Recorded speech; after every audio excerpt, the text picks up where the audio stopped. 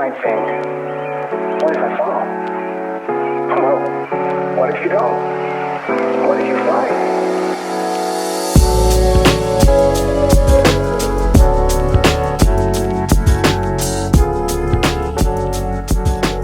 Hey Bible Babe, welcome back to the Bible Babe Network.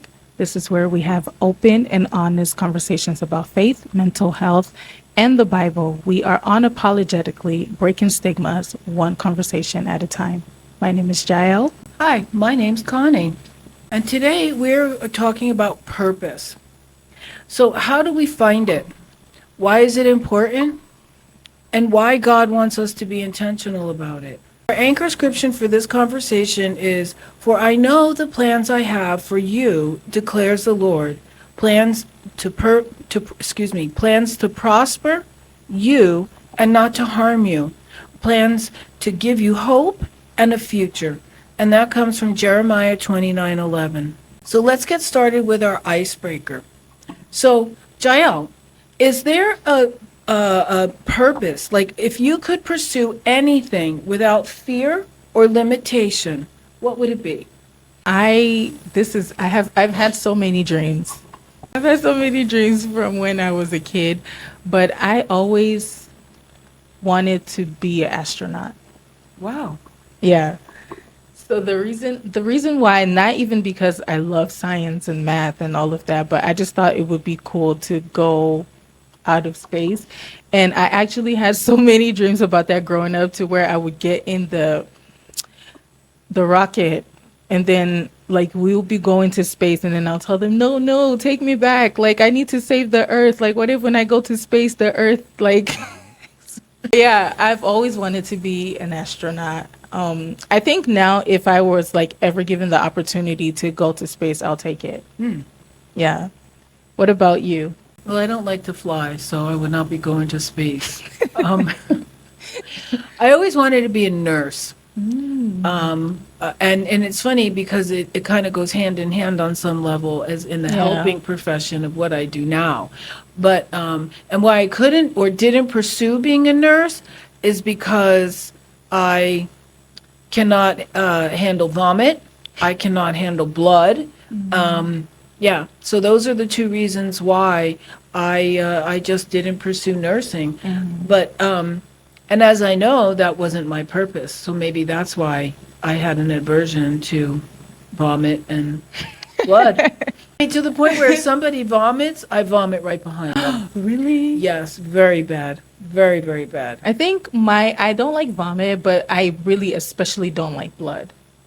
Like blood, it used to trip me out so much, to the point the first time I fainted in my life was because I saw like a pool of blood. Oh, wow. Yeah. So, but now not so much. Now I think it's okay. Don't bleed a lot. Just bleed a little, and don't let me see it for a long time.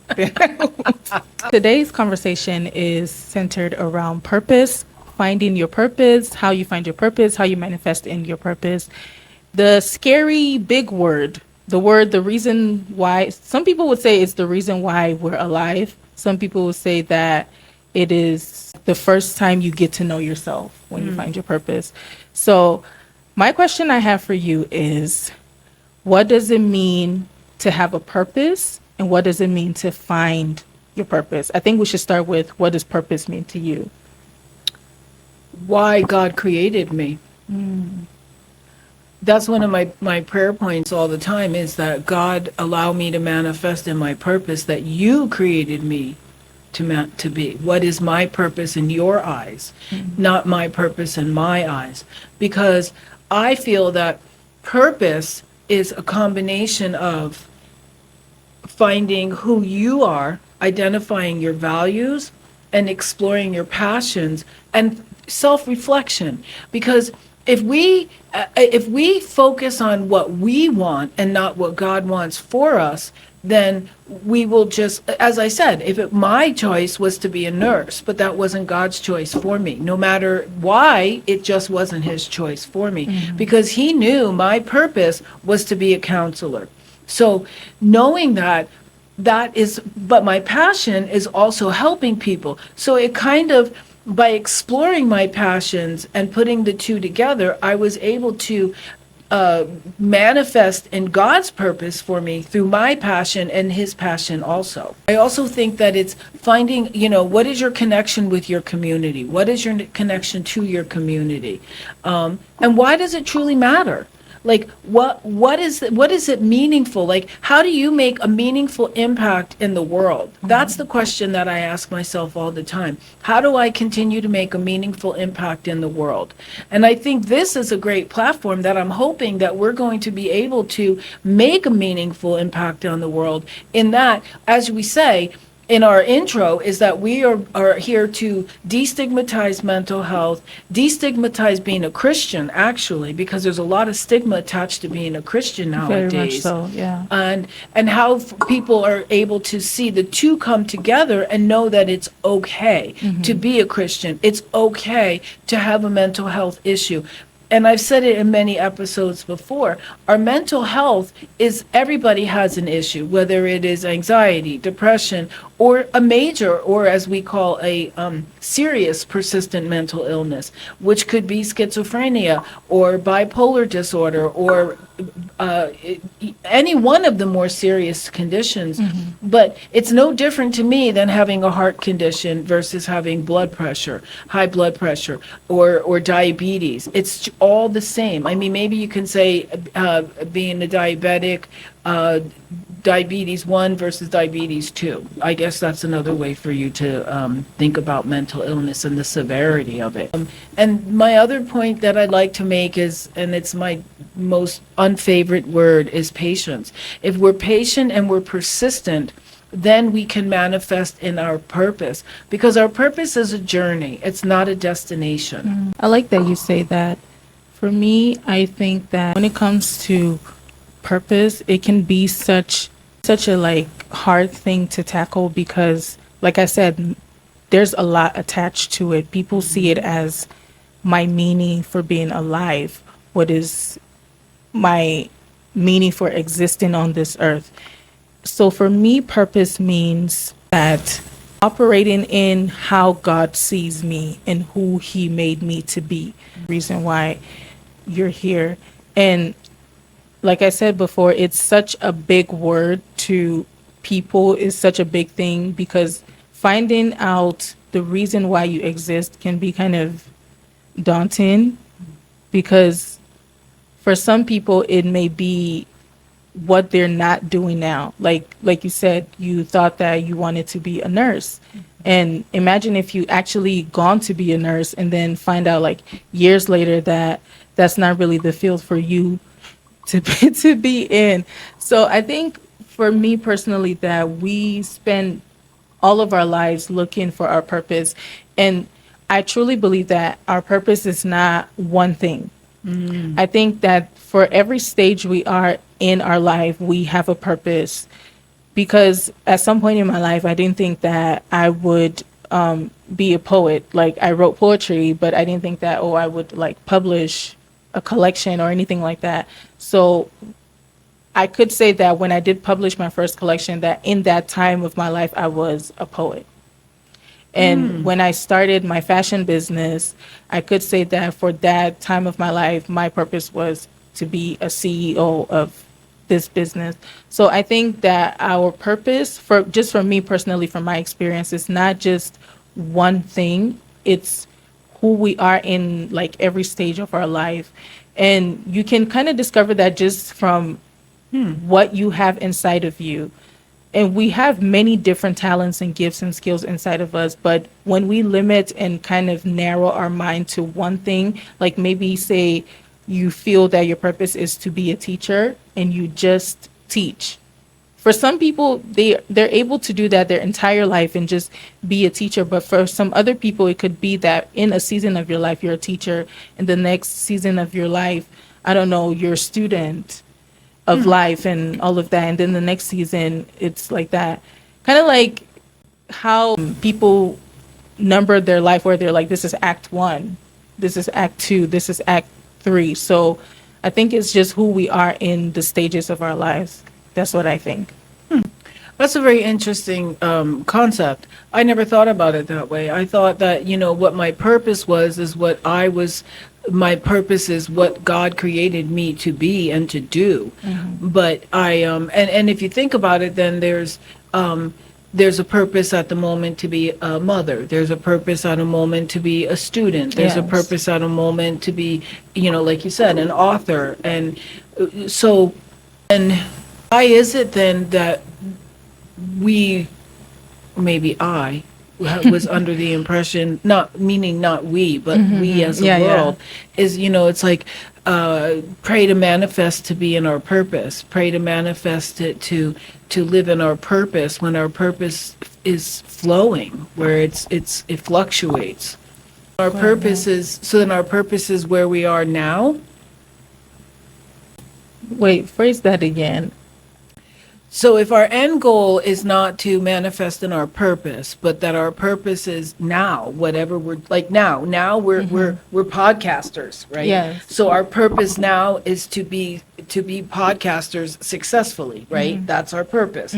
But is that the purpose is that part of our end purpose or our end of what God wants created us to do and to be? Okay, I see what you're saying. The way I see it is like it's under an umbrella. So this is your ultimate purpose is counseling and being a therapist. So this is one of the, what is the word? One of the, Acts, as you said. yeah, one of the acts to it, to be a podcast host. It's not that you're coming on the podcast and you're talking about something completely different from what your original purpose is. It's just another part of it. And then you being an author as well, it's another part of it. And you starting groups and like your other things that you have outside of this is also a part of it. So there's like different, why am I not getting words So today? it's almost like as you're talking, I'm thinking. Sorry, I didn't mean to cut you off, but it's like an octopus. So the head of the Yes. octopus is our purpose, and then all the legs are the other parts Yes. of the whole. Right, correct. So and that's why I say that we can kind of box ourselves in when we just want to focus on the one thing. Because many of us have many talents and many skills, but we don't hone in those skills because we feel like it needs to be one thing only. So when you're working on, say you have the overall purpose and you start to work on that, God can then give you another idea and you start to work on that, and that gives birth to another thing and another thing and another thing. But all of those things are always going to come back to support the bigger thing. So for me, my bigger goal is is to illuminate the glory of God through whichever industry I'm in. So if I were to be a therapist, how would I illuminate the glory of God? I would use all of the skills that God has given me. So I would be somehow making clothes that heal people. So somehow doing like all of the things that I'm able to do, I would be doing that for that goal. And the ultimate goal is to use everything I have to glorify God. So that's what I think anyways. So, but you guys can let us know in the comments if you think it's something else, if I'm completely off and you're like, what the heck is she talking about? So let us know in the comments.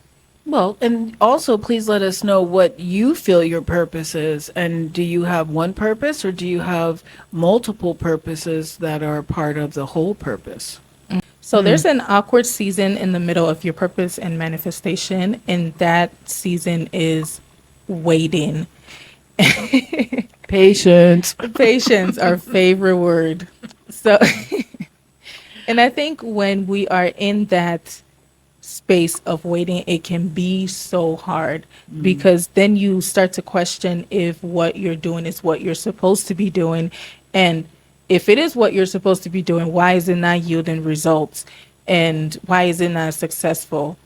Which honestly, I think we need to reevaluate what success means. Well, let me talk to myself. I think I need to reevaluate what success means. So what's your take on waiting?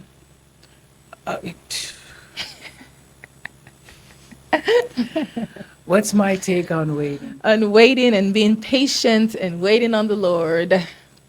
What is my take?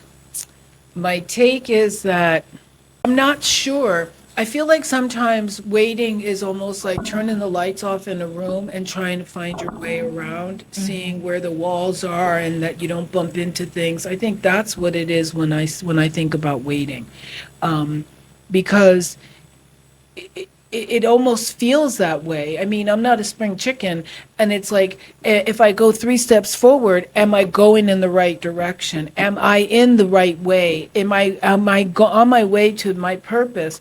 And if God isn't saying to me, "Yup, keep going, don't go right, don't go left, keep going," I don't. That's why I feel like a lot of times patience and waiting for my purpose to be fulfilled is like walking around in the dark. Definitely. But then I also don't think that it's walking around in the dark all the time. Not all the time. Because there's sometimes in the waiting when maybe the one thing that you're waiting for, God can redirect you to another thing.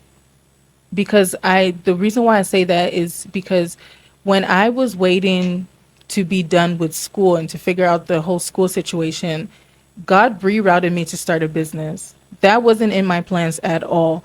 I was a hot girl.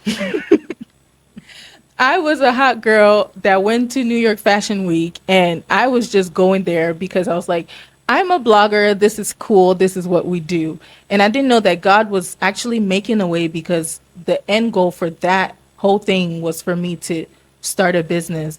But here I am thinking that my waiting and me being patient was for God to give me the red light about school, not the red light, the green light about school, to just be done with this whole thing and get my degree and go be a star. And so for even how I got invites to Fashion Week and all of that was just by the grace of God. He just orchestrated everything the way he wanted it to. And then when I got there, it's so crazy because down to every single detail, to every single outfit I wore, everything was orchestrated the way he wanted it to be. Because normal me, I don't talk to people. I'm an introvert. Like, I just say hi, even if you get a hi out of me. So, but people were coming up to me and people were asking me questions about what I was wearing. And when I would tell them like, oh yeah, I made this and I made this, those were conversation starters. And I got so many different contacts, and I had someone tell me like, well, if you would make this, I can sell it wholesale for you. Wow. So, but prior to that, the thought never crossed my mind to like monetize my style or to go. I always thought like somewhere down the line in the future, maybe I'll start a fashion brand, but too many things were going on in my life at the time to even just think about that. But God was like rerouting me to that. So immediately I left Fashion Week. That was like September. When I got back and I was trying to figure out school, it got worse. Middle of September, God is like, you need to start a business and you need to call it JLX. And I said, no. I said, I'm not going to do that because I need to focus on school. And then I got a confirmation about it that I'm supposed to do that. And I started. And when I started the business, all of a sudden, December. So I started in October. Like I started doing the LLC and all of that in October. By December, the school that I actually been wanting to go to, that I've been trying to figure out, that was just making me crash out, I got acceptance. So sometimes when we're waiting is to be rerouted to the next thing. And some people can be like, what does fashion have to do with you trying to go get a degree? I thought the same thing too. But I guess maybe in that season, it was for God to see if I would be obedient, if I would listen to him, and if I would follow what he says. And it was hard, but the minute I did that, he gave me what I wanted. And it's not always like that. We don't always get the thing that we want because we obeyed God. He just does whatever he wants to do. But for me, that was specifically what he wanted, I guess. And yeah. And then when you mention success, my thought about success is that everybody measures it differently. I published 2 journals, and someone might say, good job, I'm successful.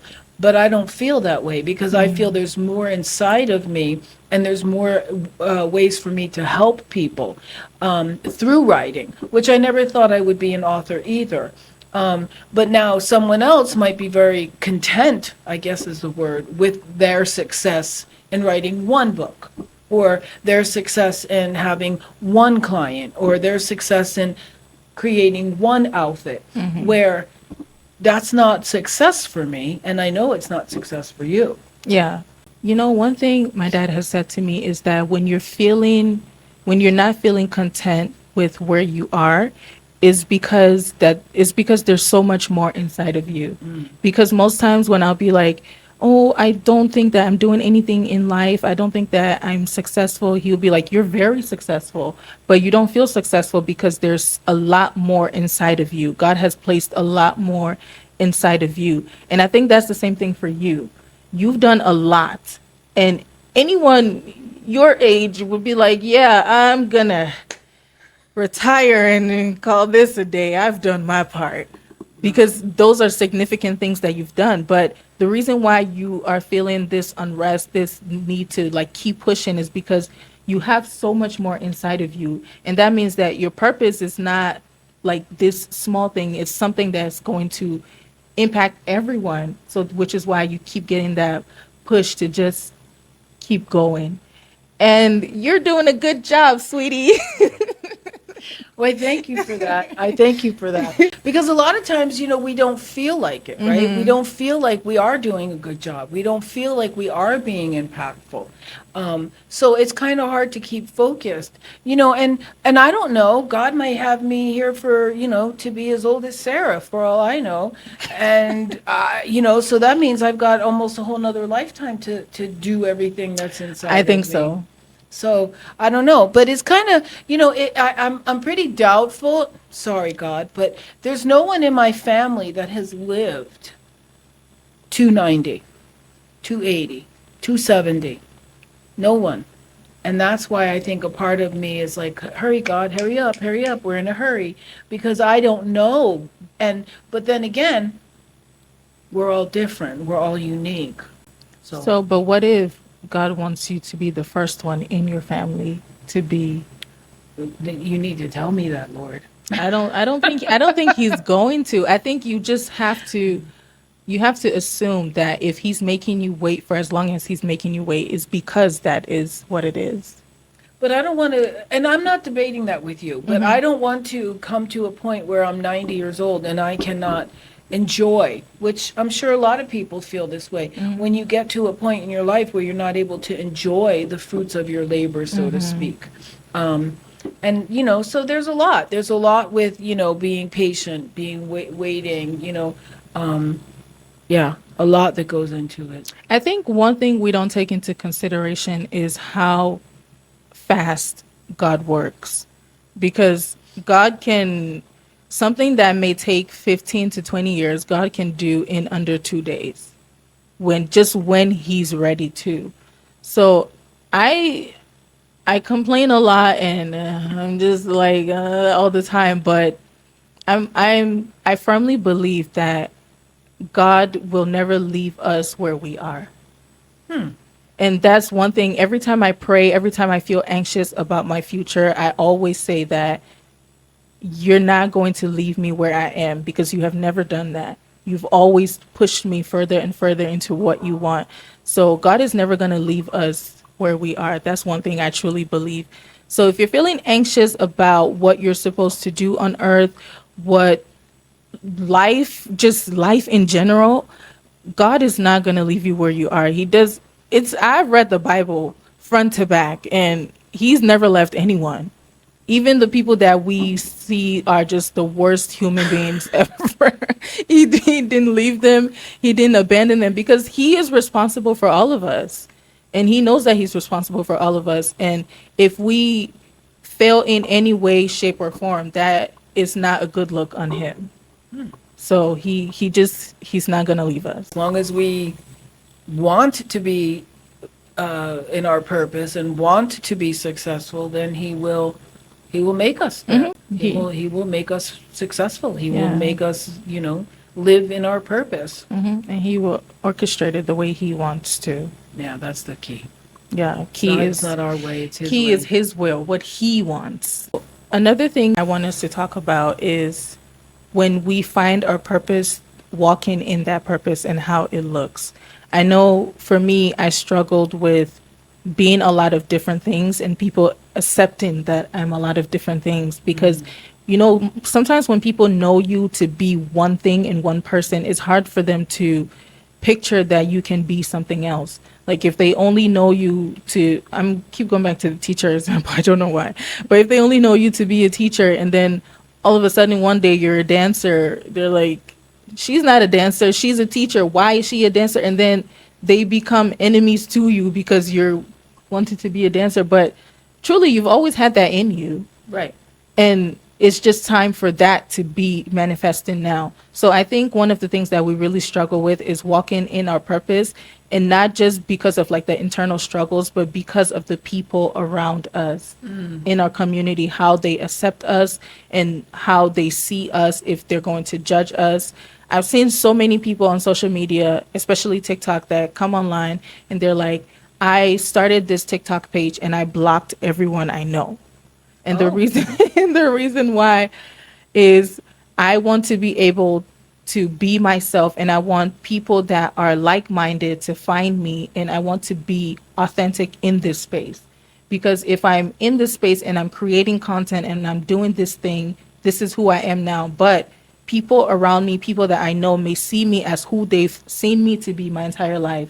But I'm no longer that person right now for this exact moment, this exact purpose. Well, that's pretty interesting. That's pretty interesting that, because to me, I mean, if it's our purpose and it's God's will for our purpose, then does it really matter what the community thinks? It's okay. No and yes. Because the reason why I say no is because, man, don't listen to those people. Like, they can say whatever they want to say. Yes, because if it's your community, it hurts because you want them to accept you and you want them to accept what you're doing and who you are now. It was important to surround ourselves with people that are going to be accepting of us in any season of our lives that we're in. And that's what they call unconditional love. So if you have people around you that don't love you unconditionally, then you have to constantly worry about if they're going to accept you, if you want to be a astronaut. I think that's for all things in life, though. You know what I mean? It's like it takes two people to be in a healthy relationship. And if you're not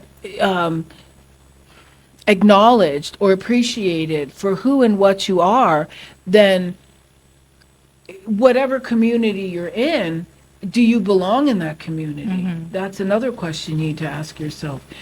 And it's not good, bad. I'm not advocating for this, but you know, sometimes in order to maintain our peace, we have to remove people from our lives. And it's not easy to do, but sometimes you have to do it in order to, again, maintain your own peace. Because if you're focused on what other people think and what your community thinks, that just brings up your anxiety, brings down to depression. It just brings so much more into your life that is unnecessary. Especially when you are following your purpose and you are following what you want to in order for what you see as success. It's just, that's why I said, does it really matter? Does it matter what your community thinks? But I understand what you're saying. Yeah. But at the same time, to me, does it affect your peace? Does it increase your mental health symptoms? Does it impact your emotions? Then just do what, because again, God isn't going to let us fail, right? Is that what you said? Yes. I want to go back to the point when we were talking about waiting. I think another thing that we also need to understand, that when you're in a season of waiting, whether you're being redirected or not, there is going to be some form of isolation. And maybe for there to be that isolation, it could be that your community have to disagree with everything that God has told you to do. So it could be that you turn into the black sheep immediately so that you can be in that space of isolation, because you need to be isolated to focus, number one, to hear God, and number two, to be very sure about what God is telling you to do. Because it's one thing to say that this thing is my purpose, and it's another thing to be very sure that this thing is my purpose. And you can't be sure if there's too many voices and distractions, and you have no way of actually knowing 100%. So community is very, very important. And also too, we need to be very protective of our vision and our purpose. We need to be careful with who we share those with. And we also need to be careful with who we allow around our vision and our purpose. Who are you sharing information with? And don't share information while you are still unsure about it. Focus on it, work on it, build. And then most times you don't even need to share. If it's successful, people will just see the fruits of that and just know that, oh, okay, well, she's been doing that and he's been doing this. And yeah, maybe that teacher should be a dancer. Yeah. Right. So go get the dance clothes and focus on learning the steps, and then Because you might end up being a teacher of dance. Yeah. You might be, you might end up mentoring someone through dance. Yeah. Which dance is your purpose, but teaching is where you thought that God wanted your purpose to be. But truly your purpose was dancing, but teaching dance. so just Like you said, just wait to hear God tell you, because he will tell you. And isolation can sometimes be lonely, but you're not alone. There's totally two different things. Loneliness and being alone are two different things. So, yeah. And spending your time alone doesn't mean that you're going to be lonely. It just means that you're going to be alone and waiting for God to give you the direction that you need to follow and manifest in your purpose. too, isolation is very, very important. Even just removing the religious aspect of it. In life, naturally, when people want to do things, when they're trying to work towards something, they separate themselves. Right. So even if you're not religious or not like, oh, I feel lonely, God is not talking to me, whatever, you definitely do need to separate yourself to be able to see better. Because like I said, when you're around a lot of people, your vision can be clouded, especially if you're telling people this is what I want to do. Then here comes A with their opinion and B with their opinion, and everybody's telling you A, B, C, D. And it kind of confuses you when your original plan was this straight path and you knew how to get there, but now everyone is telling you that there's another way to get there, and there's another, and it's just going to take you longer to get to where you're going. And that's why you really need to select who's in your community. Yes, very true. So quality over quantity. Correct. All right, so we have come to the end of today's episode. This has been such a fun conversation. So our key takeaway from this conversation is to trust God to reveal your purpose to you. And your purpose is not one destination. Your purpose is every season you're in your life, God is going to lead you to what your purpose is. So trust God, trust in his timing, and filter your circle. Don't keep a lot of junk around you, and be open to wait and be open to be in isolation, because in waiting in isolation, you will hear from God. God will direct you and lead you to where you're supposed to be. And remember, it's a journey, not a destination.